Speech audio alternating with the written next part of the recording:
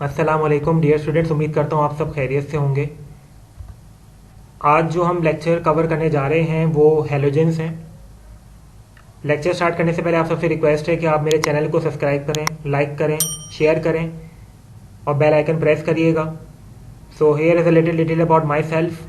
So begin with the topic. Halogens एक Greek ज़बान का लफ्ज़ है, that means salt giver. Halogens हमारे पीरियोडिक टेबल के ग्रुप 7 के एलिमेंट्स हैं।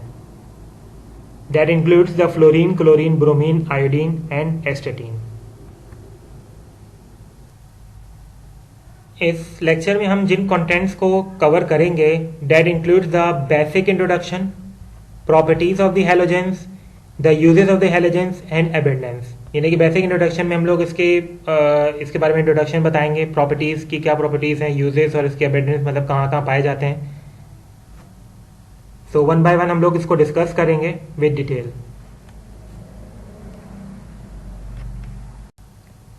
तो जनाब ग्रुप 7 के जो में मौजूद एलिमेंट्स हैं वो हैलोजेंस हैं। That includes the fluorine, chlorine, bromine, iodine and एस्टेटीन। Halogens का जो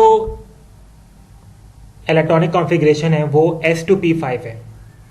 ये p ब्लॉक के एलिमेंट्स हैं, नॉन मेटल्स हैं जो कि 0 ग्रुप यानी कि जो 8 ग्रुप है उसके लेफ्ट साइड पे आते हैं। तो ये हाईली इलेक्ट्रोनेगेटिव हैं और हाईली रिएक्टिव होते हैं। ये जो मैं कह रहा हूं हाईली इलेक्ट्रोनेगेटिव और हाईली रिएक्टिव मैं क्यों कह रहा हूं, उसकी वजह ये है कि अगर हम लोग पीरियोडिक टेबल की एक प्रॉपर्टी है उसमें अगर पीरियोडिक टेबल में अगर हम लोग left to right in a period जाएंगे हम, तो आयनाइजेशन पोटेंशियल, इलेक्ट्रॉन एफिनिटी और इलेक्ट्रोनेगेटिविटी ये इंक्रीज होगी। यानी कि अगर लेफ्ट टू राइट हम जाएंगे तो ग्रुप 7 के जो एलिमेंट्स हैं जो कि हैलोजेंस हैं उनकी इलेक्ट्रोनेगेटिविटी, रिएक्टिविटी बहुत ज्यादा होगी as compare to the other groups which have the less electronegativity, electron affinity and ionisation potential. तो जाहिर है ग्रुप 7 के एलिमेंट से तो इनके आउटर मोस्ट शेल में जो इनका वैलेंस शेल होता है, लास्ट शेल जो होता है उसमें 7 इलेक्ट्रॉन है। एक इलेक्ट्रॉन इनको चाहिए कि ताकि ये अपना ऑक्टेट कंप्लीट कर लें और ये स्टेबल हो जाए। तो जब एक इलेक्ट्रॉन इनको चाहिए, एक इलेक्ट्रॉन की रिक्वायरमेंट की वजह से ये हाईली रिएक्टिव है। तो हैलोजेंस हमने जैसे बताया कि हाईली इलेक्ट्रोनेगेटिव है। उन हाईली इलेक्ट्रोनेगेटिव में सबसे ज्यादा इलेक्ट्रोनेगेटिव कौन सा है, वो फ्लोरीन है। वजह उसकी ये है कि अगर हम लोग left to right in a period जाएंगे तो electronegativity, ionisation potential, electron affinity जैसे मैं बताया कि वो इंक्रीज होगी। लेकिन top to bottom in a group electronegativity, ionisation potential and electron affinity ये डिक्रीज होगी। डिक्रीज होगी मतलब ये है कि पहले फ्लोरीन आ रहा है, पहले फ्लोरीन आ रहा है, फिर क्लोरीन आ रहा है, फिर ब्रोमीन आ रहा है। तो फ्लोरीन ऊपर है ना, फ्लोरीन जब ऊपर है उससे जब नीचे जाएंगे, जैसे जैसे नीचे जाते रहेंगे तो ऑब्वियसली आपकी इलेक्ट्रोनेगेटिविटी गिरेगी, कम होगी। तो कम होगी मतलब ये हुआ कि फ्लोरीन की इलेक्ट्रोनेगेटिविटी ज्यादा है। That's all simple. So now the astatine, क्योंकि ये ग्रुप 6 पीरियड से बिलोंग करता है तो ये रेडियो एक्टिव है। तो इन पूरे हैलोजेंस में जो एस्टेटीन है it is radio active. Okay जनाब, अब हम लोग प्रॉपर्टीज ऑफ दी हैलोजेंस को डिस्कस करेंगे। सबसे पहली प्रॉपर्टी जो बेसिकली हमारे पास है वो ये है कि हैलोजेन जो है वो डायटोमिक मॉलिक्यूल की सूरत में एग्जिस्ट करते हैं। हमने देखा है बहुत सारे एलिमेंट जो है वो मोनोएटॉमिक फॉर्म में मौजूद होते हैं, लेकिन हैलोजेंस क्योंकि अपनी सॉल्यूशन के अंदर अवेलेबल होते हैं तो वो डायटोमिक फॉर्म में जो है उनकी प्रेजेंस होती है। तो दूसरी जो प्रॉपर्टी है वो ये है कि हैलोजेन जो है वो एसिड्स फॉर्म करते हैं। जाहिर है कि अगर वो हाइड्रोजन के साथ रिएक्ट करेंगे तो एसिड्स फॉर्म करेंगे। वो इस तरह से करेंगे कि फ्लोरीन है, क्लोरीन है, आयोडीन है, जब वो हाइड्रोजन के साथ रिएक्ट करते हैं तो हमारे पास HCl बनता है, HBr और HI। तो ये एसिड्स की फॉर्मेशन करेंगे। तीसरी प्रॉपर्टी हमने पिछले स्लाइड में भी डिस्कस की थी, लेकिन हम दोबारा से थोड़ा एलिब्रेट करेंगे। हम ये बात जानते हैं कि पीरियोडिक प्रॉपर्टी क्या है कि लेफ्ट टू राइट अगर इन अ पीरियड, यानी कि अगर हम लेफ्ट टू राइट जा रहे हैं, यानी कि हम लोग लेफ्ट टू राइट अगर जा रहे हैं तो क्या होगा, लेफ्ट टू राइट अगर हम जाएंगे, जैसे जैसे जाते रहेंगे तो एटॉमिक रेडियस जो है आपका क्या होगा, कम होगा। तो एटॉमिक रेडियस जब कम होगा तो आयनाइजेशन पोटेंशियल, इलेक्ट्रॉन एफिनिटी और इलेक्ट्रोनेगेटिविटी आपकी क्या होगी, बढ़ेगी। आयनाइजेशन पोटेंशियल क्या है? आयनाइजेशन पोटेंशियल ये है कि जब किसी भी एटम से इलेक्ट्रॉन निकलता है तो उसके लिए जो एनर्जी रिक्वायर होती है उसको हम आयनाइजेशन पोटेंशियल कहते हैं। इलेक्ट्रॉन एफिनिटी ये है कि जब किसी भी एटम के अंदर इलेक्ट्रॉन एंटर होता है तो उसके लिए जो एनर्जी रिलीज होती है उसको हम इलेक्ट्रॉन एफिनिटी कहते हैं। और इलेक्ट्रोनेगेटिविटी ये होती है कि जब यानी कि इलेक्ट्रॉन को अट्रैक्ट करने की जो कैपेबिलिटी होती है उसको हम इलेक्ट्रोनेगेटिविटी कहते हैं। रिडक्शन पोटेंशियल ये है कि किसी भी कोई भी एलिमेंट है, एटम है, वो जो इलेक्ट्रॉन गेन करने के बाद उसका जो पोटेंशियल जनरेट होता है उसको हम रिडक्शन पोटेंशियल कहते हैं। तो बेसिकली अगर हम लोग देखें तो left to right atomic radius कम हो रहा है तो आयनाइजेशन पोटेंशियल, इलेक्ट्रॉन एफिनिटी और इलेक्ट्रोनेगेटिविटी उसकी बढ़ेगी। तो जैसे अगर ग्रुप 7 तक पहुंचेंगे तो ग्रुप 7 का जो हैलोजेंस है उनकी जो इलेक्ट्रॉन नेगेटिविटी और आयनाइजेशन पोटेंशियल और इलेक्ट्रॉन एफिनिटी जो है वो ज्यादा होती है as compare to the other groups. ये बात क्लियर हो गई। अब हम लोग हैलोजेंस के अंदर बात करते हैं कि जो हैलोजेंस के अंदर जो 5 एलिमेंट्स हैं, यानी कि फ्लोरीन हो गया, क्लोरीन हो गया, आयोडीन हो गया, ब्रोमीन हो गया, एस्टेटीन हो गया, इनकी क्या प्रॉपर्टीज है, मतलब इसके लिहाज से। तो हम ये बात जानते हैं कि अगर टॉप टू बॉटम अगर आप आओगे तो एटॉमिक रेडियस आपका बढ़ेगा। जब एटॉमिक रेडियस बढ़ेगा तो बाकी आपकी आईपी, ईए और ईएन जो है वो घटेगा। ठीक हो गया बात। तो इसका रिलेशन कैसे है? फ्लोरीन की अगर हम लोग बात करें तो फ्लोरीन का साइज बहुत छोटा होता है।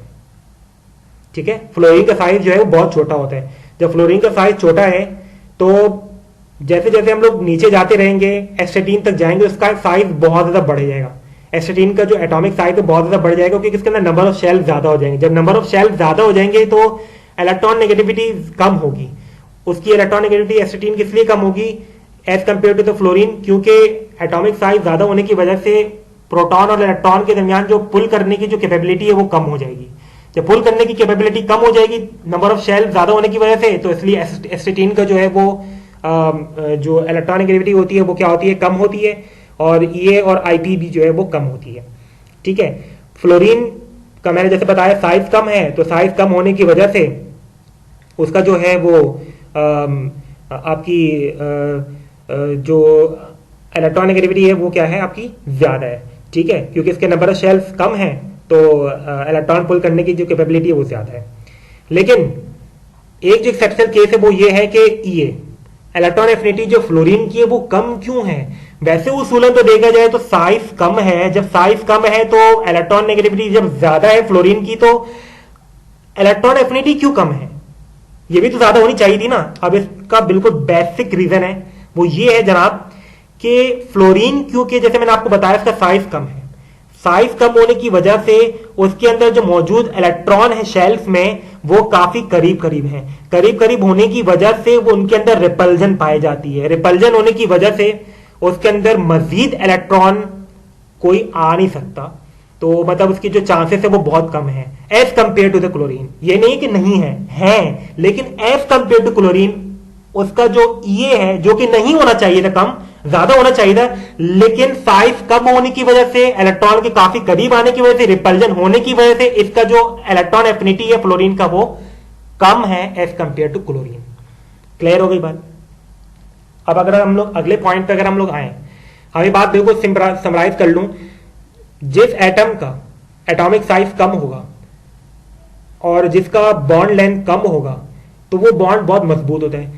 बॉन्ड लेंथ जिसकी कम होती है वो बॉन्ड ज्यादा मजबूत होता है। जब मजबूत बॉन्ड होगा तो उसको तोड़ने के लिए एनर्जी रिक्वायरमेंट भी ज्यादा होगी, यानी कि डिसोसिएट करने के लिए, उस बॉन्ड को डिसोसिएट करने के लिए जो एनर्जी चाहिए वो भी ज्यादा चाहिए। ये बात हमें पता है। तो हम ये बात जानते हैं कि smaller bond the stronger bond and the stronger bond needs more dissociation energy. लेकिन अगर बॉन्ड लेंथ ज्यादा है, बड़ी है, तो कमजोर बॉन्ड है तो उसको तोड़ने के लिए इतनी ज्यादा एनर्जी नहीं चाहिए। ठीक है, तो ये है। तो stronger bond, smaller bond, it will be the stronger bond and the more dissociation energy and vice versa.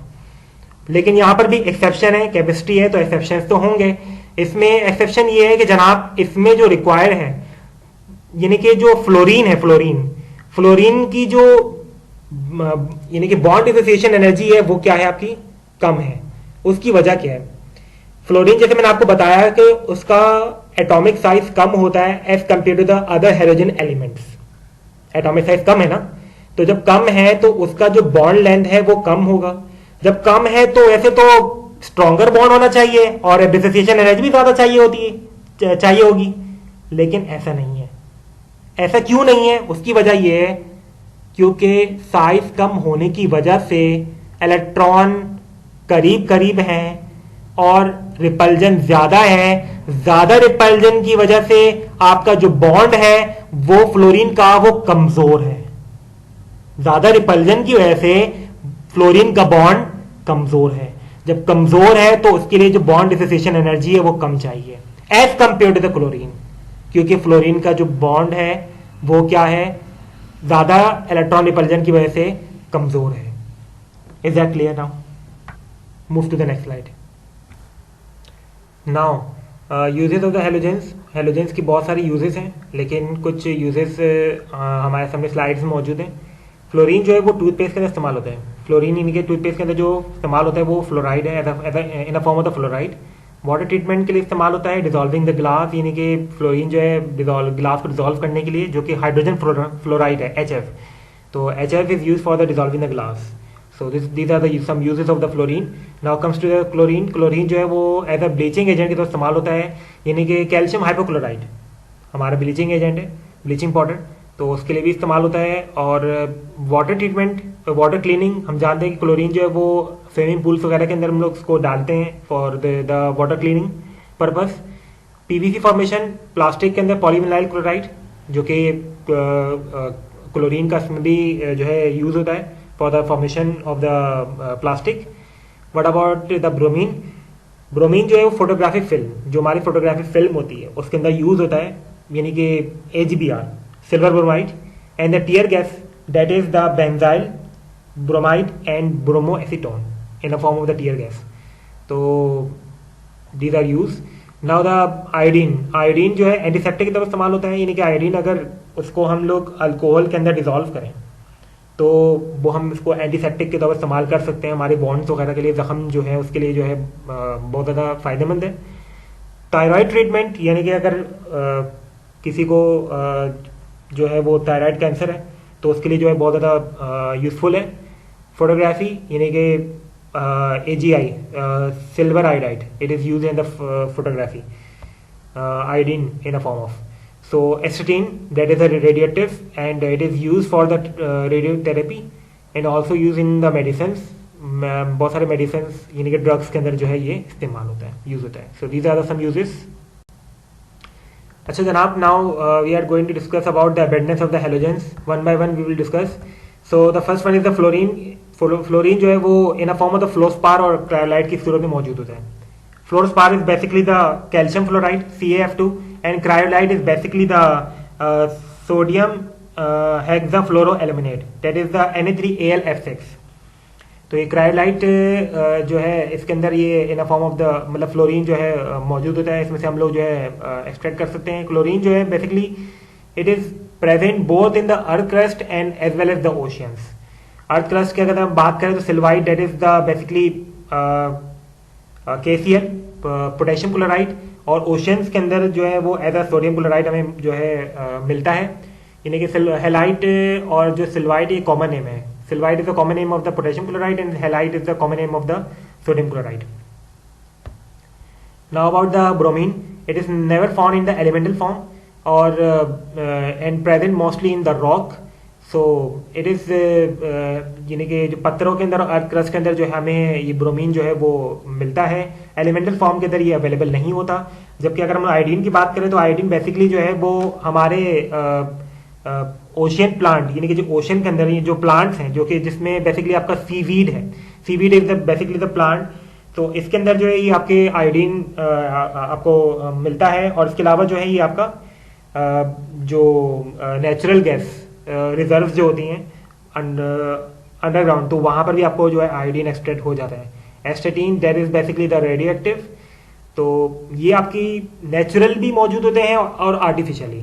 अब देखिए जनाब, आर्टिफिशियली आप इसको कैसे प्रिपेयर कर सकते हैं। आर्टिफिशियली आप इसको इस तरह प्रिपेयर कर सकते हैं कि जब हम लोग bismuth is basically the element, जब बिस्मथ को अल्फा पार्टिकल के साथ जब बम्बार्ड करते हैं, बम्बार्ड करने के बाद हमारे पास जो है वो एस्टेटीन जो है वो हासिल होता है, और ये नेचुरली भी हमारे पास अवेलेबल है। लेकिन अगर नेचुरली अगर हम देखें तो naturally occurring एस्टेटीन in the world is just 25 gram.